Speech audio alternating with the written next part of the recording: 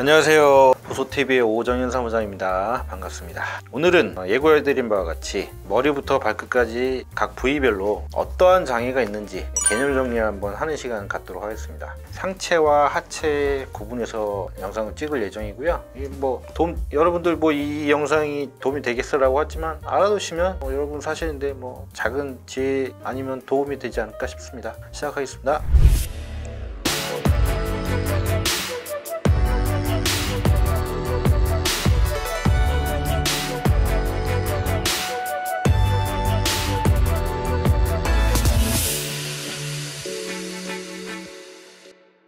자, 오늘 첫 시간 상체 편을 시작할 건데요. 이 후유장애는 원인이 질병이든 재해, 즉 상해, 다쳐서 생겼든 원인에 상관없이 공통되는 내용입니다. 만약에 본인이 가입한 후유장애가 3%에서 80%까지 후유장애 담보가 1억이 있다는 가정하에 모든 걸 설명을 드릴 거예요. 그리고 만약에 질병 후유장애 담보가 있는 분들도 계세요. 많이 있지는 않은데 그중에 가끔씩 내가 질병으로 생기는 후유장애까지 가입해 놓으신 분들도 있어요. 그렇기 때문에 원인에 상관없이 알아두시면 내가 상해 후유장애 3%부터 80%까지 얼마가 있는지만 계산하시고 거기에 지급료를 곱하시면 되는 거고요. 질병 후유장애 담보가 만약에 5천 많이 있진 않아요. 보통 보험사에서 많이 가입해 주진 않아요. 근데 있어요. 그러면은 해당 금액이 그것도 1억이 있다라고 하면 제가 이제 말씀드린 지급률을 말씀드릴 텐데 1억에 지급률 15%면 15% 곱하면 얼마입니까? 1,500만 원이잖아요. 그 금액을 받는다고 생각하시면 돼요. 쉽게 말해서 그러면은 내가 3%부터 80% 후유장애, 즉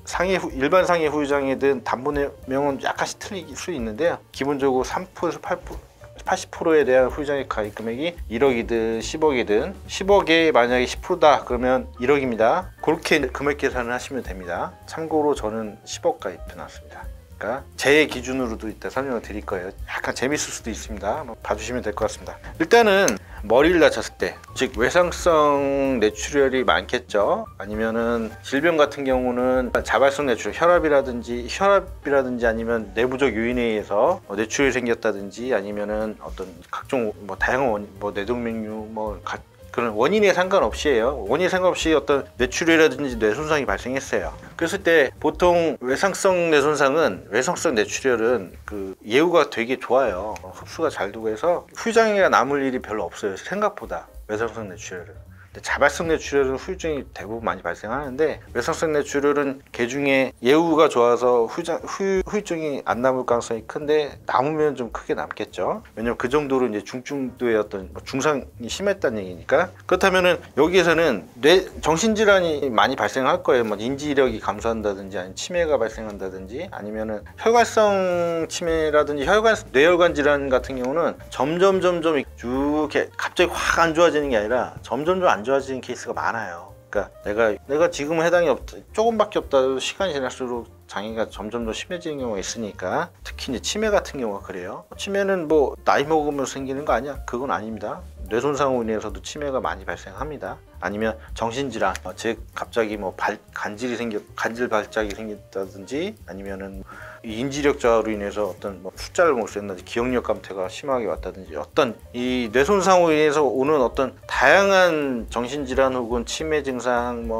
이런 부분에 있어서 포괄적으로 다루고 있는 건데 요거는 이제 치매 같은 경우는 치매 척도라고 있어요. CDR 척도라고 대부분 알고 계실 거예요. 치매 척도 점수에 따라서 몇 프로가 있는데요. 이 정신장애 혹은 치매 같은 경우는 가장 낮은 등급에 있는 지급률로 해당이 된다 하더라도 치매는 가장 낮은 게 40%예요. 그러면은 1억 가입돼 있을 때 4천만 원, 저같이 10억 가입돼 있으면 4억을 받을 수 있는 거예요. 치매 진단을 받고 해당 기준에 맞다면. 제가 이것까지는 다 설명을 못 드려요. 근데 이런 게 있다 정도 알고 계시면 되고요. 머리는 하여간 정신질환, 뇌혈관 질환이나 인지력 저하 등급이나 각종 정신질환에 대해서 그 등급에 따라서 나오는 건데 이건 금액이 상당히 크다라는 거고요. 그리고 여기 뇌 손상으로 인해서 그 신경 손상에 의한 장애가 있고 정신 장애가 있어요. 두 가지는 나중에 다시 한번 설명드릴게요. 자, 그리고 그 다음에 이 귀를 다쳤을 때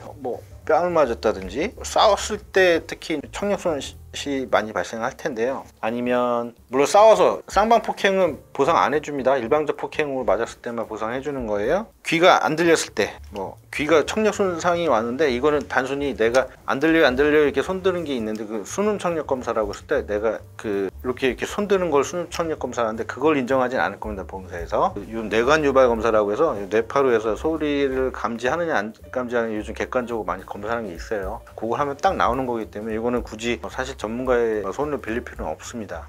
그러니까 이 약관에 한번 보시면 어느 정도 기준이 딱 명확하게 나와 있기 때문에 거기 맞춰가지고 장인단서 끊어가지고 청구하면 다 줄 겁니다. 이거는 다툼이 거의 없어요, 귀는. 그리고 요것도 설명을 드려야 되겠구나. 여러분 약관 다운받고 보는 법 뭐 말씀드렸잖아요. 전에 영상이 있을 텐데, 요 그냥 책자가 없다 하더라도 회사 홈페이지 들어가셔가지고 상품 공시실로 들어가신 다음에 약관 보기를 하시면 볼 수 있습니다. 판매 중지된 상품, 판매 중인 상품 나눠가지고 보시면 돼요. 가입 시기와 가입 시기별로 일자별로 디테일하게 쪼개져 있으니까 그 가입 일자만 체크하시면 돼요. 정확한 상품명하고. 그래서 상품명 검색하시고 가입 시기별로 가입 일자 기준으로 보시면 돼요. 아셨죠? 그러니까 그 맞는 상품 약관을 딱 다운받아 가지고 보시면 되는 거예요. 그 다음은 코.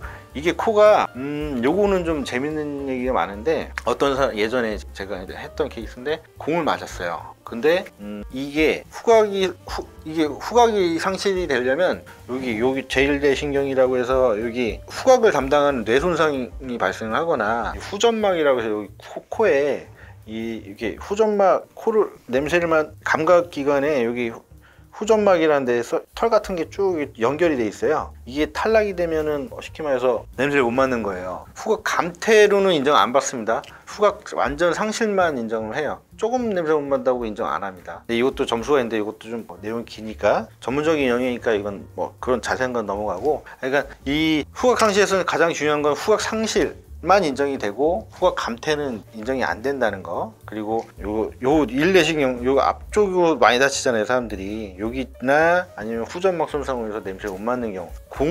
공을 맞아가지고 예전에 여기 후각 상실이 된 사람이 있었어요. 근데 아무리 봐도 이게 뭐라고 하죠? 공을 맞은 사실은 분명히 있지만 여기 후각을 담당하는 뇌 손상이 없고, 그렇다고 해서 여기 명확한 근거가 없는 거예요. 이것 때문에 좀 다툼이 있었는데, 결국은 보니까 이제 후점막, 즉 요거 냄새를 전달해주는 요 과정에 있어서 후점막에서 여기 탈락이 된 거예요, 신경이. 그래서 검사로는 안 나오고 그런 인상적인 걸로 입증이 돼가지고 지급을 한 케이스가 있는데, 이런 게 있다. 근데 이건 지급률이 5%하고 15%짜리가 있어요. 5%면 1억까지 했을 때 500만원, 15%면 그러니까 15%짜리면 뭐 1,500인데 이건 틀립니다. 그 후각 기능을 잃었을 때랑 호흡 기능을 완전히 잃었을 때니까, 호흡은 대부분 뭐 자가호흡이라기보다 호흡기를 달고 뭐 이런 부분인데, 요거는 다 케이스가, 저도 사실 제가 20년 일을 했지만 호흡 기능을 잃었을 때는 다툼이 없어요. 그냥 청구하면 준다고 보시면 되고요. 그 다음 치아.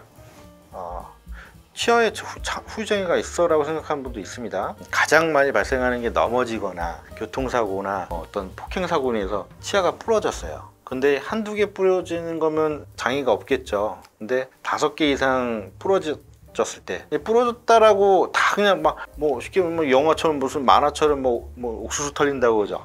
뭐 다 확 날아가진 않는단 말이에요. 흔들거리고 뭐 신경치료해서 결국은 발치해야 된다든지 신경치료해야 된다든지, 아니면은 다 뽑힌다고 해서 치아가 결손되는 게 아니라 일부만 파손돼도 3분의 1 이상 뭐 파손되고 이런 기준이 있어요. 그러니까 뭐 모르시겠으면 약관에 다 있으니까, 이런 기준이 물론 약관에 안 나와 있는 기준도 분명히 있으니까, 내가 5개 이상 손상이 됐는데 약관 열어봐도 좀 애매해요. 그럴 땐 전화 주시면 돼요. 제가 설명을 해드릴게요. 그러니까 5개 이상, 14개 이상 뭐 이런 장애가 있고, 그 다음에는 치아 결손 말고는 말하는 기능, 이게 여기 손상으로 인해서 발음이 샌다든지, 아니면 입이 다 안 닫힌다든지, 아니면 딱딱한 걸 못 씹는다든지, 이런 씹어먹는 기능의 장애, 악관절 손상도 생각보다 많아요. 그러면은 이런 거 있을 때 약간 아구가 안 맞아가지고 뭐 치아를 완전히 못 씹거나 딱딱한 것도 씹으면 막 빠지고 뭐 이런 경우도 있어요. 그러니까 이런 것도 장애에 해당되니까, 물론 경미한 정도는 해당이 안 됩니다. 좀 심하다, 남들보다 좀 심각하다라고 했을 때 요거를 검토해 보시면 되는 부분입니다.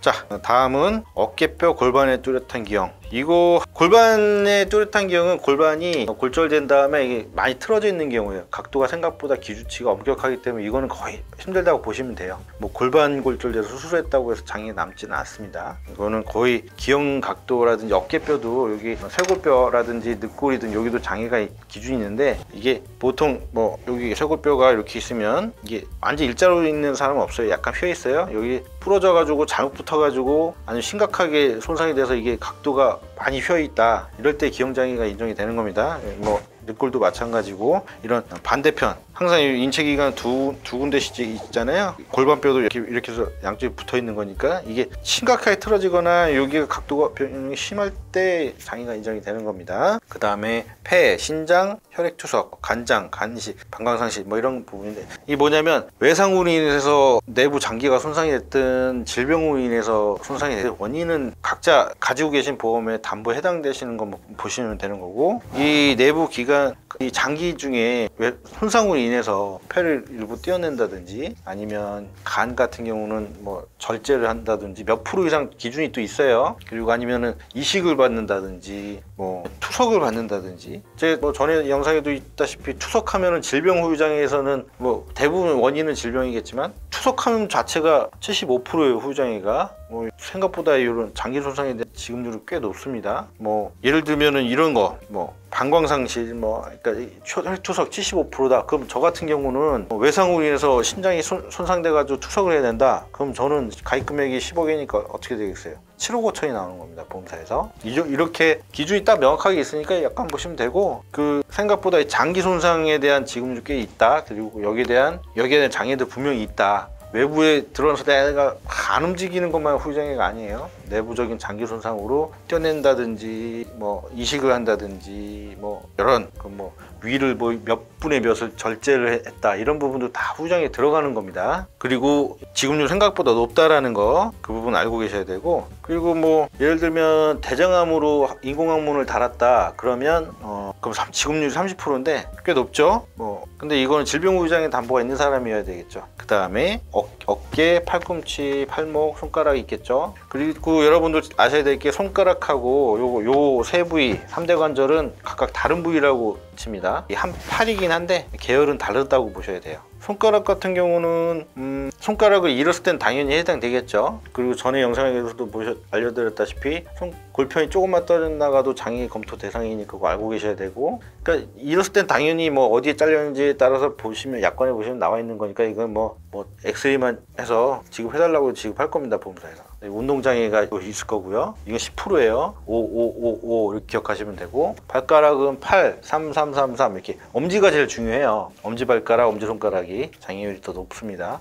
그렇게 이제 계산하시면 되고, 저 같은 경우는 엄지손가락 이만큼만 골절돼서 골편 떨어져 나가면 저는 1억 받습니다. 왜냐, 가입금이 10억이기 때문에. 나머지 여기는 뭐 기능장애니까 일반인에 비해서 몇 도 움직이는 부분, 그 제한된 4분의 2분의 뭐 4분의 3 이렇게 범위에 따라서 하는 거고, 뭐 이것도 전문적인 부분인데 그냥 그건 정상각이는 몇 도 기준으로 하나요? 라고 하는데, AMA 방식이 5판, 네이버에 치면 다 나옵니다. AMA 방식이 5판을 쓴다고 보시면 돼요. 일반적으로 대부분의 후유장애는. 여기 중에서 운동장애 말고 가관절이라고 해서 가짜 관절, 즉 이게 골절된 다음에 이게 가짜 관절이 생기는 경우인데, 이건 저도 20년 하면서 한 번밖에 못 봤어요. 진짜로 가관절이 생기는 분은 경우가 잘 없더라고요. 심각한 외상은 아닌 이상은. 가관절 부분이고 기형장애 뭐 이게 유압이 잘 안 되는 부분인데, 이거는 거의 케이스가 없으니까 넘어갈게요. 그 다음에 눈 같은 경우는 내가 단순히 외상으로 인해서 시력이 떨어졌어요. 그래서 뭐 기존에 원래 눈이 나빴던 사람은 당연히 안 되겠죠. 보험사에서 그런 경우도 있어요.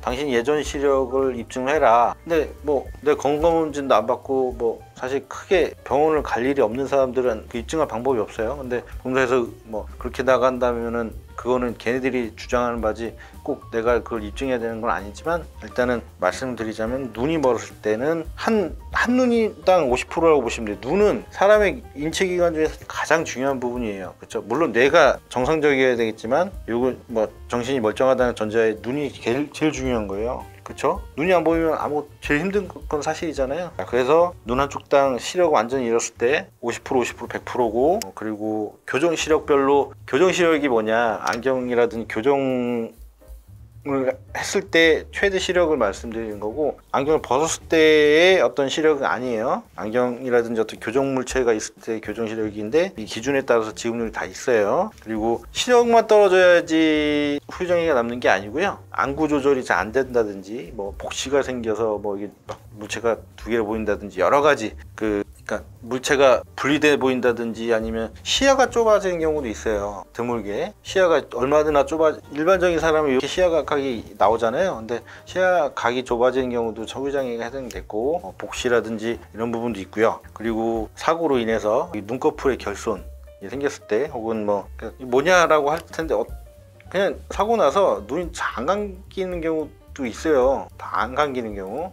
뭐 대표적인 거는 사실 성형 수술이겠죠. 성형 의료사고로 인해서 눈이 다 안 감긴다든지, 그런 경우에도 장애가 해당되는 게 있어요. 이런 부분 알고 계시면 좋을 것 같고, 자, 제일 많은 후유장애가 발생하는 부위입니다. 이걸 얘기를 하면은, 제가 제일 많이 다뤘던 후유장애가 척추의 장애. 가장 대표적인 게 추간판 탈출증, 즉 디스크일 겁니다. 디스크는 약간의 디스크, 뭐 중동도의 디스크, 심한 디스크가 있는데, 개정된 약관은 예전 약관이랑 다 설명드리면 시간이 부족하니까, 디스크로 인해서 후유 증상이 남았을 때 가장 작은 게 10%, 15%, 20%인데요. 수술을 했느냐, 수술 몇 마디 했느냐, 이거에 따라서 또 분류가 나눠집니다. 그리고 수술을 하고 난 다음에도 근전도라는 검사를 해서 신경 증상이, 즉 수술했는데도 막 계속 저리고 그러면 이제 후유증이 남은 거예요. 그리고 거기에 따라서 몇 마디를 했고, 신경 저림 증상이라든지 이런 마비 증상이 얼마나 심하냐에 따라서 지급이 나눠지는 건데요. 문제는 외상으로 인해서, 명백하게 외상으로 인해서 디스크가 탈출됐다 하더라도 보험사에서는 요거는 정말 안 주려고 할 겁니다. 다툼이 제일 심한 진단명 중에 하나예요. 현재 보험사에서 정책적으로 무조건 안 주려고 하는 진단명이 추간판 탈출증입니다. 뭐 이런 게 있다라는 거 알고 계시면 되고, 그리고 여러분들 가장 금전적으로 또 도움이 되는 부분, 엉덩방아를 찌거나 교통사고로 갑자기 척추 확 접힌다든지 어디서 떨어졌다든지, 그래서 압박골절이 생긴 경우에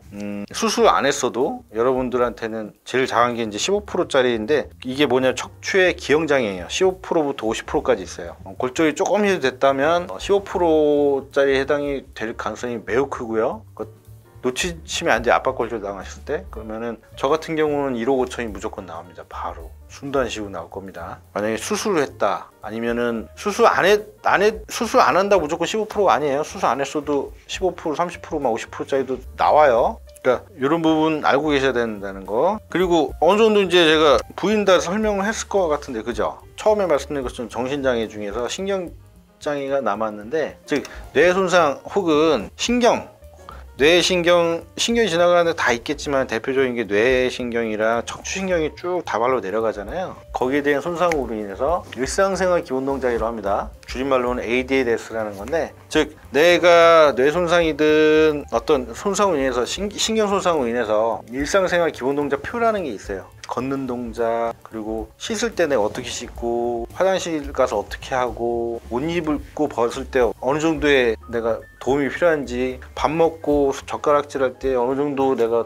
수술할 수 있는지, 이런 표를 정리해 놓은 게 있어요. 거기에서 체크해서 그 지급률을 더해서 청구하는 게 있습니다. 대부분 정신질환, 그러니까 신경장애 같은 경우는 그렇게 판단하시면 될 것 같고요. 내가 얼마나 일상생활 하는 데 있어서 제한이 있는지를 표를 정리해 놓은 거에서 내가 해당되는 거에서 체크해서 후유장애 끊어 제출하면 되는 건데요. 요거는 이제 요게 있고, 정신장애는 내가 얼마나 사회생활하는 데 있어서 지장이 있는지, 예를 들면 내가 슈퍼마켓 가서 물건을 사는데 정상적으로 살 수가 있는지, 일반적인 삶을 영위해가는 데 있어서 얼마나 제한이 있는지에 대해서 평가하는 게 있어요. 이거는 다분히 어렵다 보니까 아무래도 뭐 전문가의 손길은 이건 필요할 겁니다. 일단 상체 후유장애는 뭐 이 정도로 정리를 해봤고요. 인터넷에 또 관련된 건 많은데, 이런 부위별로 이런 장애가 있다, 이런 게 있구나라는 것 정도는 알고 계셨으면 좋겠다고 생각해서, 조회수는 잘 안 나오겠지만 한번 정리를 하는 영상은 필요할 것 같아서 한번